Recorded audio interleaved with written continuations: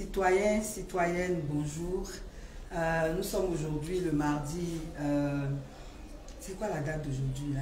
9 août, voilà, 2022. Et je voudrais m'adresser à vous, pas dans le cadre des mardis de Pulchérie Balé, mais parce que je suis en partance pour répondre à la convocation à la préfecture de police. Je voudrais, avant de partir, rappeler un peu le contexte, c'est-à-dire que à mon retour du Mali, j'ai été interpellée de force à l'aéroport d'Abidjan. Je dis de force parce qu'on ne m'a pas laissé appeler qui que ce soit. On m'a envoyé à la préfecture de police où j'ai subi une audition sans avocat. Ce n'est que le lendemain qu'on m'a permis d'avoir un avocat. Et donc, après, on m'a libéré en me donnant rendez-vous aujourd'hui.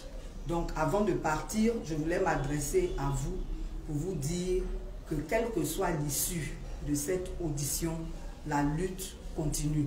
La lutte doit continuer. Et c'est une affaire de nous tous, mais c'est une affaire de chacun d'abord. Parce que si chacun veut compter sur les autres, personne ne fera quelque chose. Il y a beaucoup de responsables de la société civile, il y a beaucoup de citoyens engagés, il y a particulièrement les membres de ACI qui vont poursuivre la lutte, quelle que soit l'issue. Donc je voulais vraiment vous encourager à être déterminés et à faire en sorte que les mots d'ordre que j'ai lancés hier soient une réalité, soient effectifs. Il s'agit d'obtenir pour tout le peuple ivoirien une justice sociale, d'obtenir les conditions pour une réconciliation réelle. Le pouvoir en place ruse avec tout.